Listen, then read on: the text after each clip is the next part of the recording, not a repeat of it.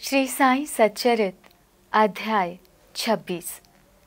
भक्त पंत, हरीश चंद्र पितले और गोपाल आम्बेडकर की कथाएं।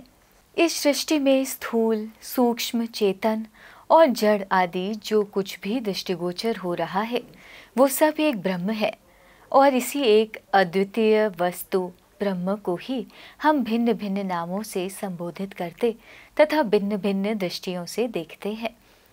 जिस प्रकार अंधेरे में पड़ी हुई एक रस्सी या हार को हम भ्रमवश सर्प समझ लेते हैं, उसी प्रकार हम समस्त पदार्थों के केवल बाह्य स्वरूप को ही देखते हैं, न कि उनके सत्य स्वरूप को। एकमात्र सद्गुरु ही हमारी दृष्टि से माया का आवरण दूर कर हमें वस्तुओं के सत्य स्वरूप का यथार्थ में दर्शन करा देने में समर्थ है।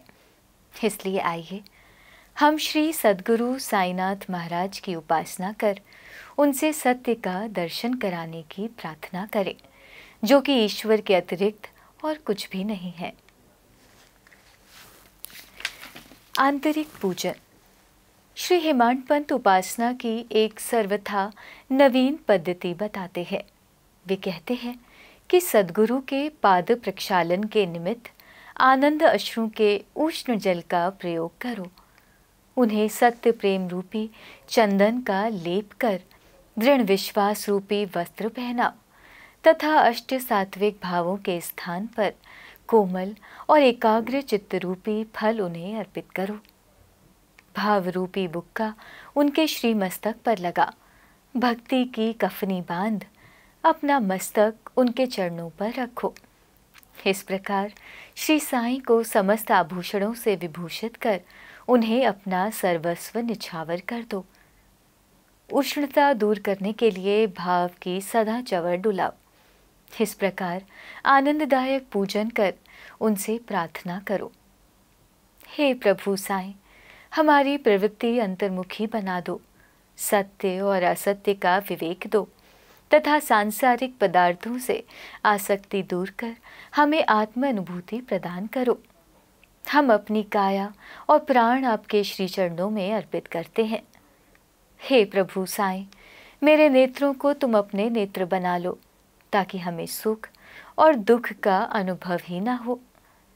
हे साईं, मेरे शरीर और मन को तुम अपनी इच्छा अनुकूल चलने दो तथा मेरे चंचल मन को अपने चरणों की शीतल छाया में विश्राम करने दो। भक्त पंत।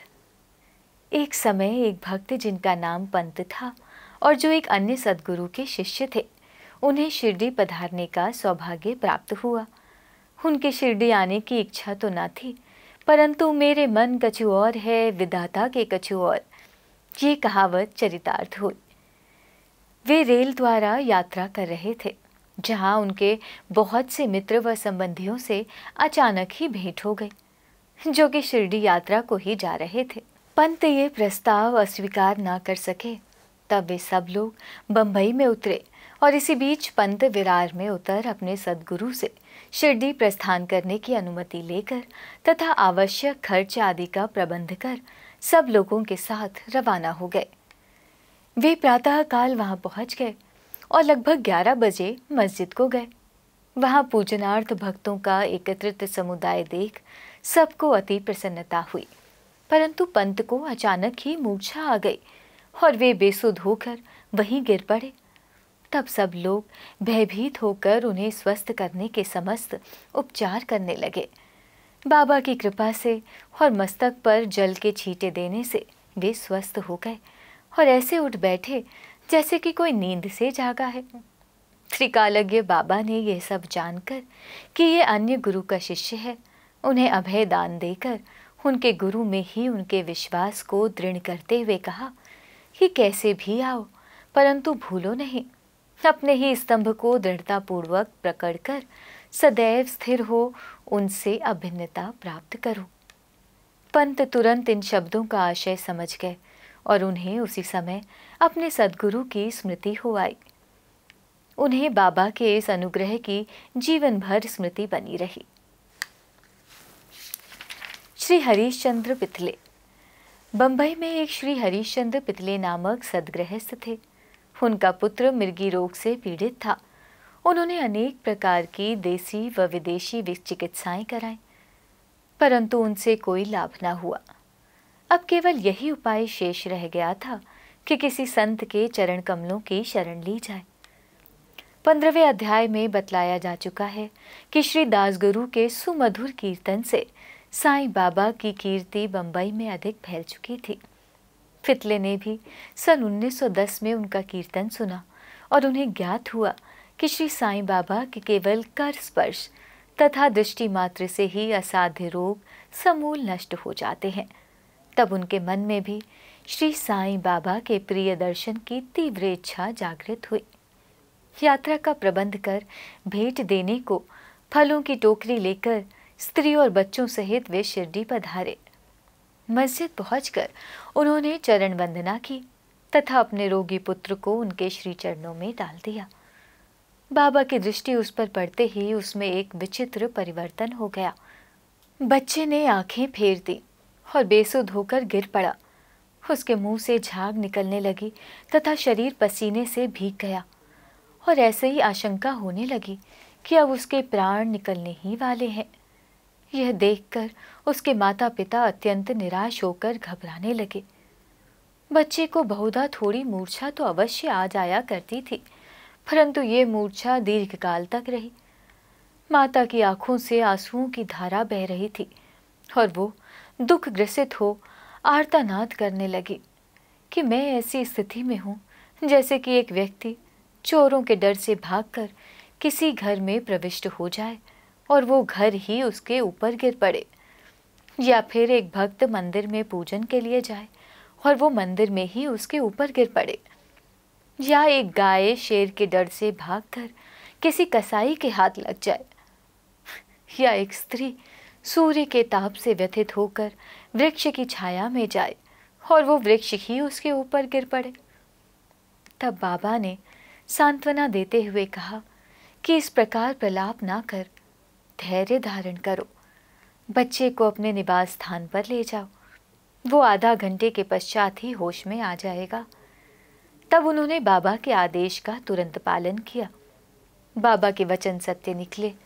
जैसे ही उसे वाड़े में लाए कि बच्चा स्वस्थ हो गया और पितले परिवार, पति पत्नी व अन्य सब लोगों को महान हर्ष हुआ और उनका संदेह दूर हो गया। श्री पितले अपनी धर्मपत्नी सहित बाबा के दर्शनों को आए और अति विनम्र होकर आदरपूर्वक चरण वंदना कर पाद सेवन करने लगे। मन ही मन वे बाबा को धन्यवाद दे रहे थे। तब बाबा ने मुस्कुराकर कहा कि क्या तुम्हारे समस्त विचार और शंकाएं मिट गईं? जिन्हें विश्वास और धैर्य है उनकी रक्षा श्री हरि अवश्य करेंगे। श्री पितले एक धनाढ्य व्यक्ति थे, इसलिए उन्होंने अधिक मात्रा में मिठाई बांटी और उत्तम फल तथा पान बीड़े बाबा को भेंट किए। श्रीमती पितले सात्विक वृत्ति की महिला थी। वे एक स्थान पर बैठकर बाबा की ओर प्रेमपूर्ण दृष्टि से निहारा करती थी। उनकी आंखों से प्रसन्नता के आंसू गिरते थे। उनका मृदु और सरल स्वभाव देखकर बाबा अति प्रसन्न हुए। ईश्वर के समान ही संत भी भक्तों के अधीन है, जो उनकी शरण में जाकर उनका अनन्य भाव से पूजन करते हैं, उनकी रक्षा संत करते हैं। शिरडी में कुछ दिन सुखपूर्वक व्यतीत कर पितले परिवार बाबा के समीप मस्जिद में गया और चरण वंदना कर शिरडी से प्रस्थान करने की अनुमति मांगी। बाबा ने उन्हें उदी देकर आशीर्वाद दिया। पितले को पास बुलाकर वे कहने लगे, बापू, पहले मैंने तुम्हें 2 रुपए दिए थे और अब मैं तुम्हें 3 रुपए देता हूँ। इन्हें अपने पूजन में रखकर नित्य इनका पूजन करो, इससे तुम्हारा कल्याण होगा। श्री पितले ने उन्हें प्रसाद स्वरूप ग्रहण कर बाबा को पुनः साष्टांग नमस्कार किया तथा आशीष के लिए प्रार्थना की।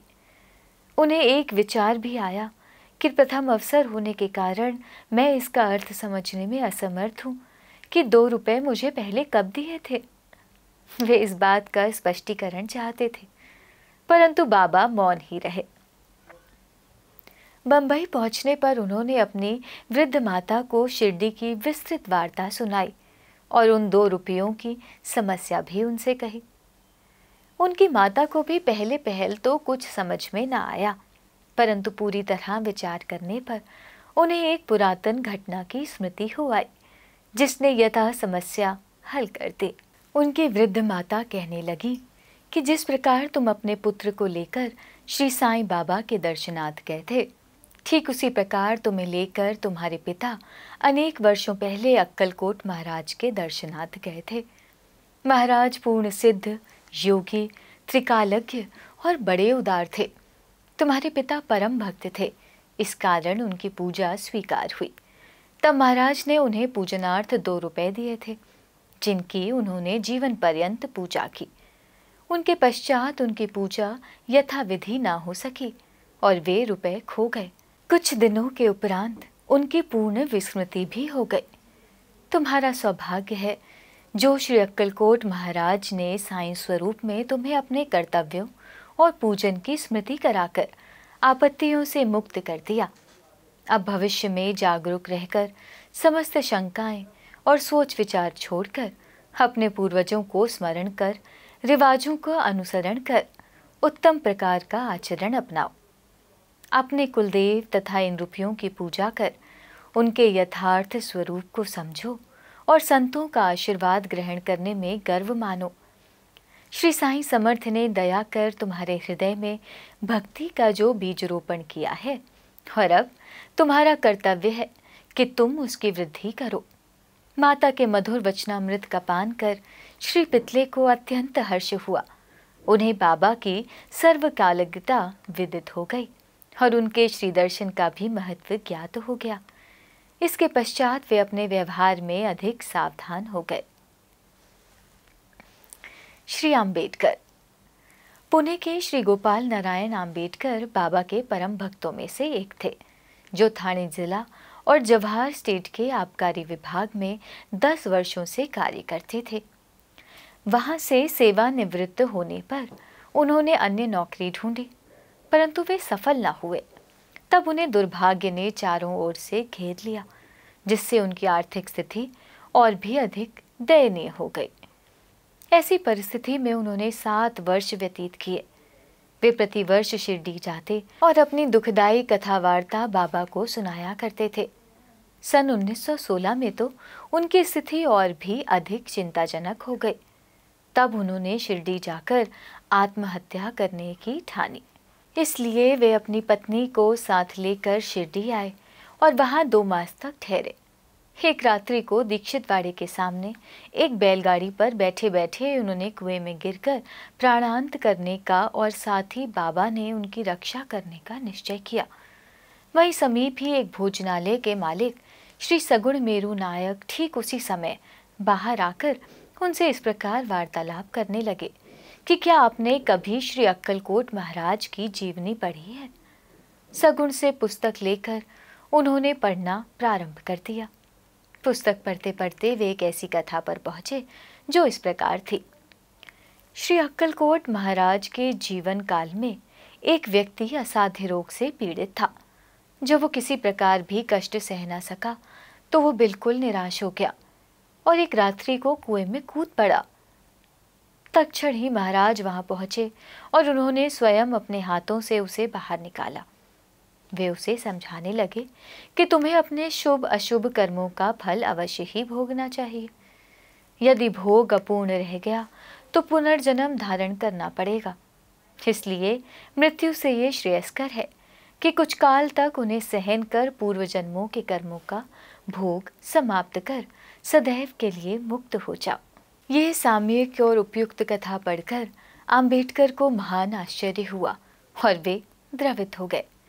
यदि इस कथा द्वारा उन्हें बाबा का संकेत प्राप्त न होता तो अभी तक उनका प्राणांत ही हो गया होता। बाबा की व्यापकता और दयालुता देखकर उनका विश्वास दृढ़ हो गया और वे बाबा के परम भक्त बन गए। उनके पिता श्री अक्कलकोट महाराज के शिष्य थे और बाबा की इच्छा भी उन्हीं के पद चिन्हों का अनुसरण कराने की थी। बाबा ने उन्हें आशीर्वाद दिया और अब उनका भाग्य चमक उठा। उन्होंने ज्योतिष शास्त्र के अध्ययन में निपुणता प्राप्त कर उसमें बहुत उन्नति कर ली और बहुत सा धन अर्जित करके अपना शेष जीवन सुख और शांतिपूर्वक व्यतीत किया। श्री सद्गुरु साईनाथ अर्पणमस्तु। शुभम भवतु।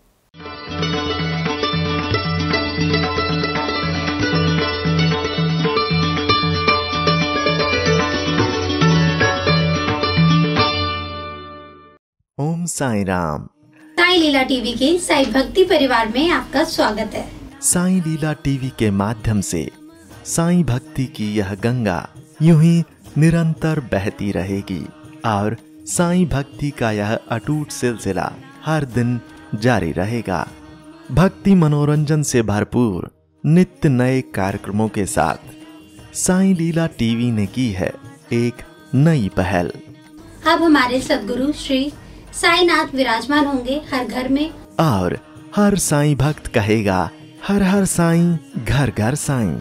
अब आप घर बैठे ही भाग ले सकते हैं श्री साई सगुन उपासना में, यानी कि साई की उपासना में, और लीन हो सकते हैं श्री साईं के चरणों में, जिसमें दिन भर चारों आरतियों के साथ चरणी ठेविला माथा घेऊनी पंचारती करू बाबांची आरती।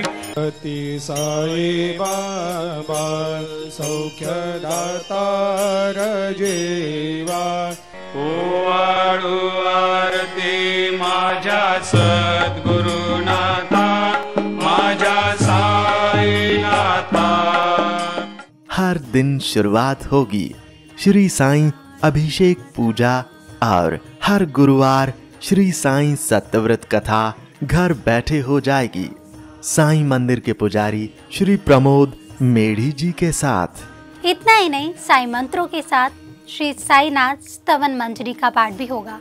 इन सभी कार्यक्रमों का सीधा प्रसारण साईं लीला टीवी प्रातः 4 बजे से लेकर रात्रि 11 बजे तक किया जाएगा।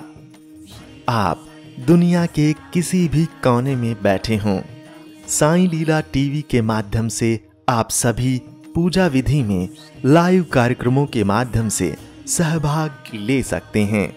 श्री साई सगुन उपासना पूजा विधि के लिए जरूरत है श्री साईं की मंगल मूर्ति, श्री साईं सद्गुणोपासना पुस्तिका और पूजा सामग्री की। ये सामग्री आप तक न फायदा न नुकसान तौर पर आप तक पहुंचाने का साई लीला टीवी का मानस है, जिसमें श्री साई की प्राण प्रतिष्ठित मंगल मूर्ति के साथ श्री साई के वस्त्र, मुकुट और माला, शुद्ध पूजा सामग्री जैसे कि चंदन, अगरबत्ती, हल्दी, कुमकुम, अक्षत, इत्र इत्यादि आपको प्रदान की जाएगी। श्री साईं की मंगल मूर्ति साईं लीला टीवी के माध्यम से शिरडी में ही बनाई जा रही है। अभी आप स्क्रीन पर साईं मूर्ति के दर्शन कर रहे हैं। यही मूर्ति आपके लिए भेजी जाएगी। यह मूर्ति साईं लीला टीवी ने खास साईं लीला टीवी परिवार के साईं भक्तों के लिए बनवाई है। इतना ही नहीं, जो मूर्तियां प्रदान की जाएंगी वह शास्त्रों और मान्यताओं के अनुसार प्राण प्रतिष्ठित और मंत्रों से अभिमंत्रित करके ही भेजी जाएंगी। प्राण प्रतिष्ठा कार्यक्रम का सीधा प्रसारण साई लीला टीवी पर मूर्ति भेजने से पहले ही किया जाएगा, जिसमें आप घर बैठे ही सहभाग लेंगे। हमें विश्वास है कि इस मंगल मूर्ति की आपके घर में स्थापना करने के बाद आपका घर साई मंदिर बन जाएगा और साई सगुन उपासना से आपका हर दिन मंगलमय हो जाएगा। श्री साईं की मंगल मूर्ति के साथ आपको श्री साईं के वस्त्र, मुकुट और माला भी भेजी जाएगी। इसके साथ ही पूजा विधि के लिए आवश्यक अगरबत्ती, जो पूरी तरह से नेचुरल है और जिसकी भीनी भीनी खुशबू से आपके दिन की शुरुआत प्रसन्नता से होगी। चंदन, जो चंदन आपको दिया जाएगा उसकी खुशबू आपको शिरडी की याद दिलाएगी। इत्र, जिसके इस्तेमाल से आप दिन भर महकते रहेंगे और आसपास के लोग दिन भर आनंद लेंगे भक्ति वाली खुशबू का। इतना ही नहीं, इसके साथ पूजा के लिए आवश्यक खास चुने हुए हल्दी, कुमकुम और अक्षत आपको भेजे जाएंगे, जो आपके घर को पवित्र और मंगलमय बनाएंगे। साईं लीला टीवी साईं भक्तों द्वारा साईं भक्तों के लिए एक उपहार है।